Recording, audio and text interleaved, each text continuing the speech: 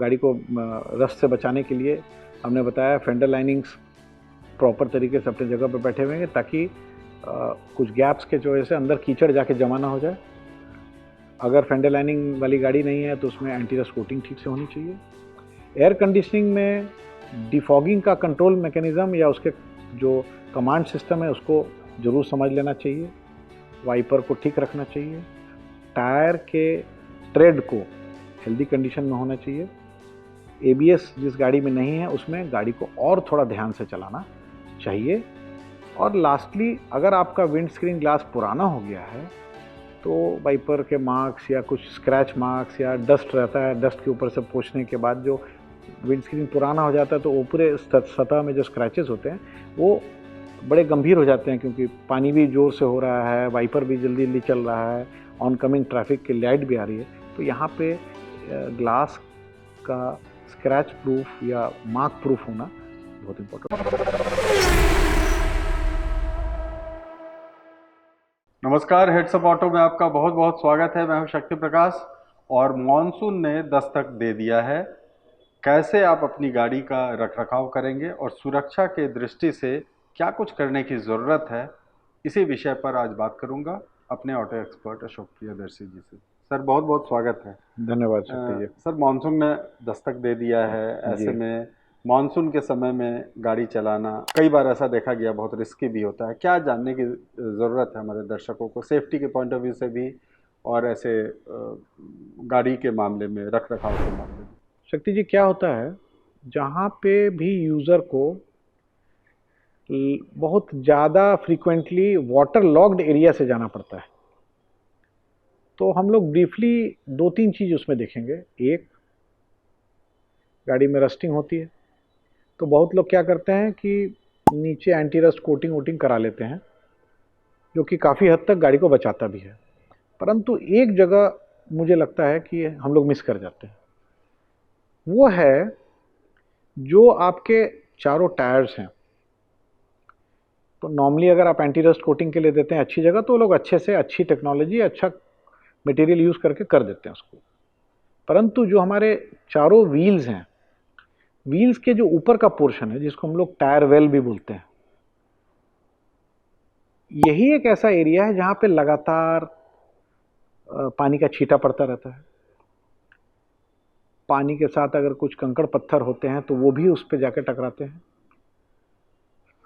तो कुछ गाड़ियों में जो पुरानी टेक्नोलॉजी थी उसमें क्या होता था कि व्हील वेल्स जो हैं वो बॉडी का एक मेटेलिक पार्ट हुआ करते थे, और विगत 25-30 वर्षों से जो नई टेक्नोलॉजी आई उसमें आगे के जैसे फेंडर्स होते हैं, जो मडगार्ड जिसको बोलते हैं, उसके अंदर में जो लाइनिंग होती है प्लास्टिक की, वो क्या करती है कि एक ये कंकड़ पत्थर जो उस पर टकराते हैं तो उसमें चिपिंग नहीं होती है पेंट की, तो बॉडी वहाँ पे रस्ट नहीं होती है। तो इस तरह से बॉडी को डिज़ाइन किया जाता है कि बॉडी का आउटर पार्ट और इनर जो शेसी है या फ्रेम है उसके बीच में एक प्लास्टिक की हम लोग लाइनें लगा देते हैं।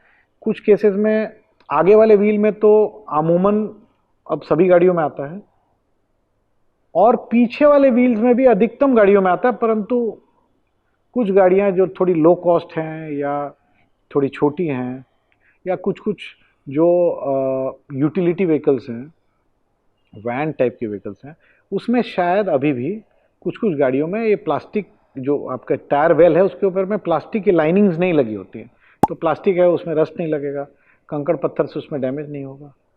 तो जिसमें प्लास्टिक की लाइनिंग नहीं है उसमें तो आपने अच्छे से एंटी रस्ट कोट करा लिया, अच्छे जगह से अच्छा इस्तेमाल, अच्छे मटेरियल का उपयोग हुआ तो काफ़ी हद तक बच जाता है। परंतु जिसमें प्लास्टिक की लाइनिंग्स लगी हुई है, अब गाड़ी है, कभी ना कभी थोड़ा बहुत ठोकर लगती है उसमें, तो पीछे और आगे जो गाड़ी का एंड पोर्शन है वो तो प्लास्टिक के बम्पर्स होते हैं। बम्पर जो है वो भी उसका पार्ट होता है जो वेल होता है, और अंदर में प्लास्टिक की लाइनिंग्स होती है। तो जो बहुत बड़ी गलती हम लोग ने देखी, और कई बार ऐसा भी होता है, ये मैं अपने अनुभव से इसलिए बोल पा रहा हूँ कि जब हम मडगार्ड्स वगैरह खोलते हैं कोई कारण से, तो ये पता चलता है कि ये लाइनिंग या तो थोड़ी बहुत कहीं से टूटी हुई थी, या उसके एंड फिटिंग्स प्रॉपर तरीके से नहीं थे जहाँ पे वो बॉडी से मर्ज करता है, उसमें बटन्स होते हैं, स्क्रूज होते हैं, वो अगर अपने सही जगह पे नहीं थे या हल्का फुल्का इम्पैक्ट से थोड़ा वो अपने जगह से खिसक गए, तो क्या होता है शक्ति जी कि गाड़ी के आउटर जो बॉडी का पोर्शन है और जो इनर वॉल है उसके बीच में जो प्लास्टिक की लाइनिंग है, इसके साइड से गैप्स होते हैं और कई बार वाटर लॉगिंग या कीचड़ वगैरह बहुत ज़्यादा या स्लश जो है अंदर चला जाता है, जो कि फाइनली फिर क्लीन नहीं हो पाता क्योंकि उसके ऊपर तो प्लास्टिक की लाइनिंग है, बट परंतु लाइनिंग में साइड में कहीं गैप है, हल्का क्रैक है, पुराना हो गया, टूट गया, या आगे से इम्पैक्ट या पीछे से इम्पैक्ट होने के चलते वो थोड़ा अपने जगह से हिल गया, तो वो अंदर जा कर के मिट्टी जमा होती रहती है, होती रहती है, होती रहती है, और बाद में हम लोग देखते हैं कि वो एक रस्ट का बहुत बड़ा कारण बनता है, क्योंकि जब एंटी रस्ट कोटिंग कराते हैं तो आप फेंडर लाइनिंग खुलवा के नहीं कराते हैं। हाँ, उस पोर्शन में छोड़ नहीं जाता। जी जी। ऑल्दो मैन्युफैक्चरर्स उसमें कुछ कोटिंग करके देते हैं, परंतु गाड़ी कुछ पुरानी हो जाती है तो ये त्रुटि आती है।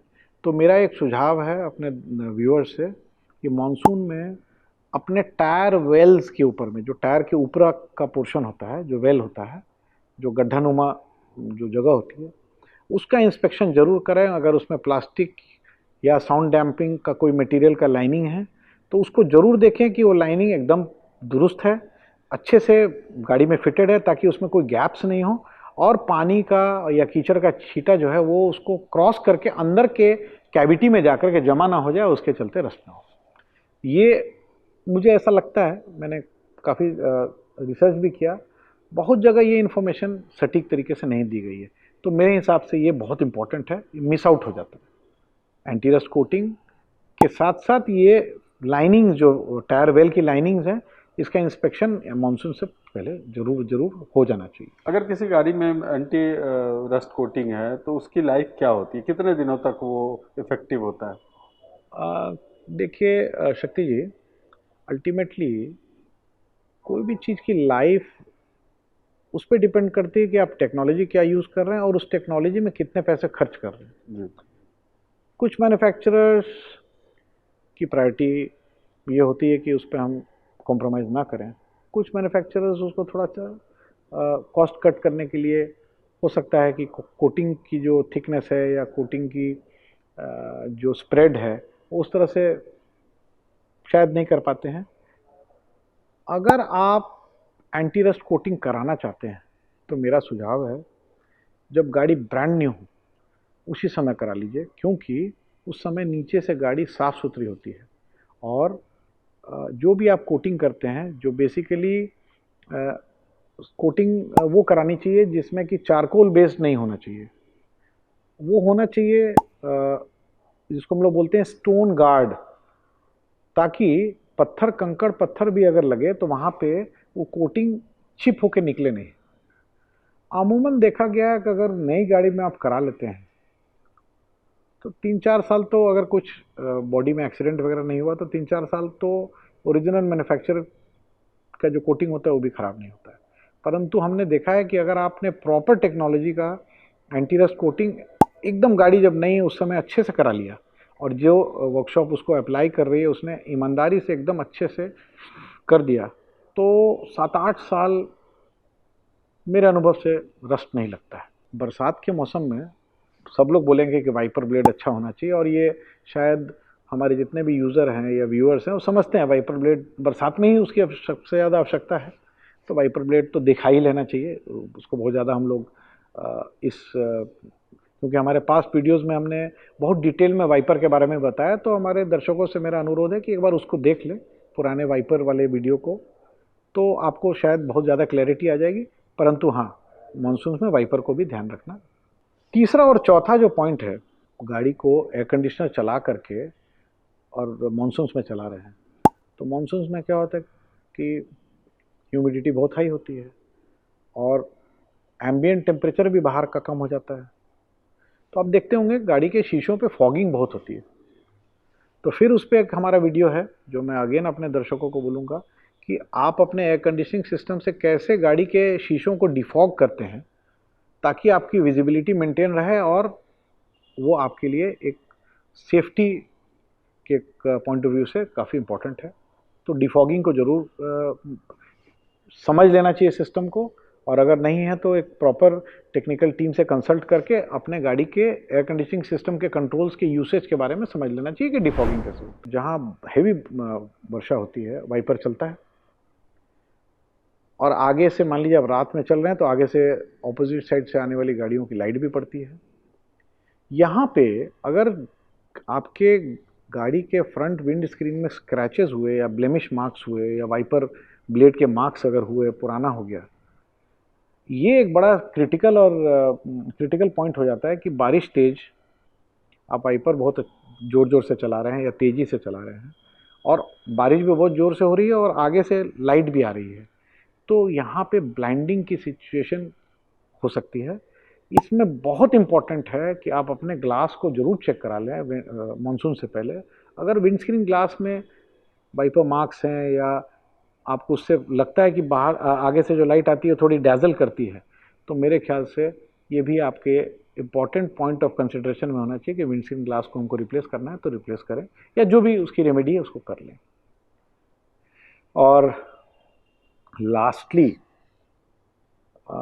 सुरक्षा के पॉइंट ऑफ व्यू से जो मानसून्स होते हैं उसमें क्या होती है कि सड़कों की परत गीली रहती है, तो इमरजेंसी ब्रेकिंग में खासकर जिस गाड़ियों में एबीएस नहीं है उसमें जो लास्ट जो इम्पोर्टेंट चीज़ है वो है टायर का जो आपका ट्रेड है, मतलब जिसको ऊपर में जो पैटर्न है टायर का, जो रबर का जो देसी भाषा में लोग गोटी भी बोलते हैं उसको, तो टायर का ऊपरी सतह जो रोड से सटा हुआ है जो फ्रिक्शन क्रिएट करता है, मॉडर्न टेक्नोलॉजी के काफ़ी टायर्स हैं शक्ति जी, जब गाड़ी चलती है तो टायर के डिज़ाइन जो पैटर्न उसमें ऐसा बना रहता है कि वो जब वो जाके रोड को टच करता है तो पानी को साइड की तरफ स्प्लैश करता है, तो आपके टायर के ऊपरी सतह का अच्छे कंडीशन में होना आपके लिए काफ़ी सुरक्षा के दृष्टि से महत्वपूर्ण है।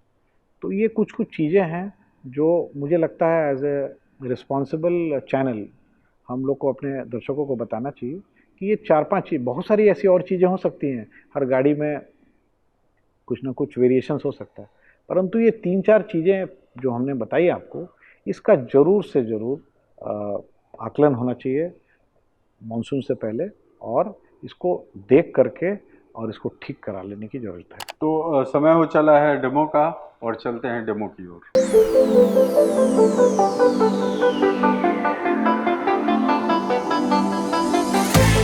अब इस सिचुएशन में हम देखते हैं, देखिए यहाँ पे कोई लाइनिंग नहीं है, ये डायरेक्ट बॉडी है, ये पूरा जो टायर का वेल है इसी को हम लोग वेल बोलते हैं, ये जो टायर के ऊपर की जो बॉडी का पोर्शन होता है।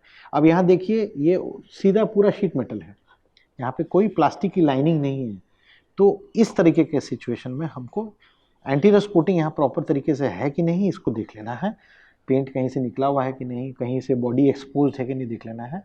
और ये गाड़ी जो हम दिखा रहे हैं इसमें ये आगे का चक्का है, और पीछे वाले टायर वेल में भी दिखाते हैं, वहाँ पे भी लाइनिंग नहीं है। इसी गाड़ी का जिसका हमने आपको आगे का टायर वेल दिखाया, इसका ये पीछे का टायर वेल है, और यहाँ पे भी देखिए कोई प्लास्टिक का लाइनिंग या कवरिंग नहीं है, डायरेक्टली टायर के ऊपर में बॉडी है। तो अगर ये एंटी रस्ट कोटिंग से प्रॉपरली प्रोटेक्टेड नहीं है, का छींटा पड़ना है या कंकड़ पत्थर जा करके या चिपिंग करेगा तो धीरे धीरे रस्टिंग होती है, तो इसका ध्यान रखना है।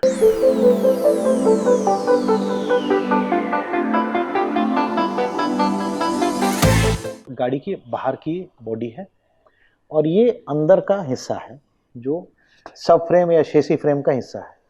दोनों के बीच का जो गैप है, ये दोनों के बीच का जो गैप है उसके ऊपर में ये प्लास्टिक की लाइनिंग है, इसी को फेंडर लाइनिंग बोला जाता है। यही क्या करती है, टायर के ऊपर के जो पोर्शन है उसको प्लास्टिक का होने की वजह से रस्ट नहीं लगता है और दूसरा कंकड़ पत्थर लगता है तो ये डैमेज प्लास्टिक पे इसका कोई असर नहीं पड़ता।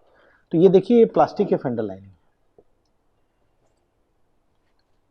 अब इसी गाड़ी में हम ये दिखाएंगे कि आगे में फेंडर लाइनिंग है परंतु पीछे नहीं है। कुछ कुछ गाड़ियों में जैसा हमने बताया कि आगे वाले व्हील में फेंडर लाइनिंग है, बट देखिए पीछे में फेंडर लाइनिंग नहीं है।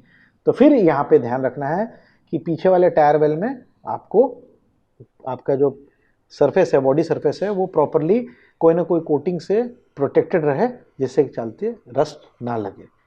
तो कुछ कुछ गाड़ियों में, एक गाड़ी में हमने दिखाया जिसमें आगे और पीछे दोनों वेल में आपका कोई प्लास्टिक की लाइनिंग नहीं थी, इस गाड़ी में आगे थी, पीछे नहीं है।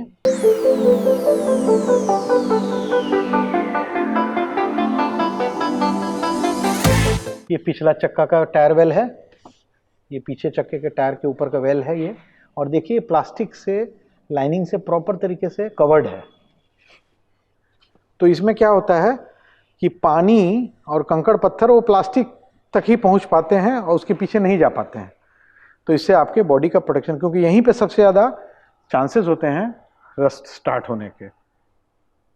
और इसी गाड़ी में हम आगे वाले व्हील के पास चलते हैं, वहां पे भी देखिए लाइनिंग लगी हुई है। ये पिछला हिस्सा था और ये देखिए अगले हिस्से में भी लाइनिंग लगी हुई है।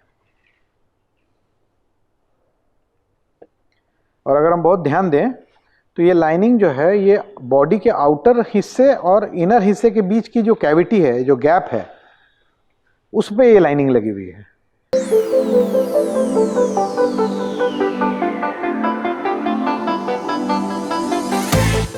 हमने जो अभी आपको गाड़ियां दिखाई वो लगभग नई थी। तो ये आइडियल सिचुएशन में फेंडर लाइनिंग या जो प्लास्टिक की लाइनिंग है जो टायर वेल पे है, ये एकदम सही सूरत में और सही तरीके से फिटेड है, क्योंकि गाड़ी नहीं है। अब हम आपको ले चलते हैं वैसी गाड़ी की तरफ जहाँ पे ये या तो प्रॉपर तरीके से फेंडर लाइनिंग हमारे बॉडी के साथ गैप्स नहीं है, फिटेड, प्रॉपरली फिटेड नहीं है, या क्रैक कर गई है, या पार्शली डैमेज है, टूटी हुई है, या बटन्स नहीं लगे हुए हैं। इस त्रुटि के वजह से अल्टीमेटली उस फेंडर और बॉडी के बीच में जो गैप है उसमें कैसे मिट्टी जमा हो जाती है, जो कि लॉन्ग टर्म में रस्ट लगाती है। और मिट्टी अल्टीमेटली जाती कैसे है, जब आप वाटर लॉक्ड एरिया में जाते हैं या स्लशी एरिया में कीचड़ वाले एरिया में जाते हैं, तो वही इस गैप्स के थ्रू ये चले जाती है अंदर, और वो क्लीन नहीं हो पाता है, क्योंकि गाड़ी जब आप वॉश करते हैं तो शायद वो पानी अंदर तक, उसका जेट का जो प्रेशर है वो नहीं जा पाता है, और वो मिट्टी अंदर की अंदर जमा हो जाती है, और कुछ दिनों के बाद वहाँ पे रस्ट लगना स्टार्ट हो जाता है। सर बहुत बहुत धन्यवाद। हिट्सअप ऑटो का मकसद ही है आपको यूनिक और सटीक जानकारी देना। मानसून ने दस्तक दे दिया है, आपको क्या कुछ करने की ज़रूरत है, अपने गाड़ियों के देखभाल के लिए, रख रखाव के लिए आपको क्या करना है, और सुरक्षित और सेफ ड्राइविंग के लिए और सुरक्षित रहने के लिए आपको क्या कुछ करना है।